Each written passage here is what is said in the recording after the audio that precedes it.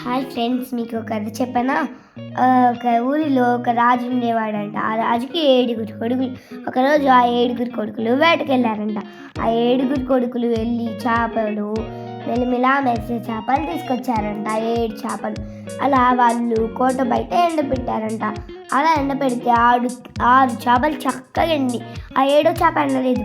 అందుకని వాళ్ళు వెళ్ళి 7వ చేప ఎందుకు ఎండలేదే అని, నాకు గడిమేపు అడ్డొచ్చింది అంది.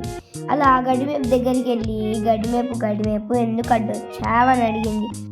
గడిమేపు చెప్పింది, ఆవు నన్ను మేయలేదు అని. వాళ్ళు గడి దగ్గరికి వెళ్తే ఆవు దగ్గరికి వెళ్ళి, ఆవు నువ్వు ఎందుకు మేయలేదే అని అడిగితే, నన్ను గొల్లవాడు నన్ను వదలలేదు అని అందంట ఆవు. అప్పుడు గొల్లవాడి దగ్గరికి వెళ్ళి, గొల్లవాడా ఆవుని ఎందుకు వదలలేదు అని అడిగితే, నాకు అవ్వ బువ్వ పెట్టలేదు అన్నాడు. అవ్వకి అవ్వ ఎందుకు బువ్వ పెట్టలేదే అంటే, నా పిల్లోడు ఏడ్చాడు అని చెప్పిందంట.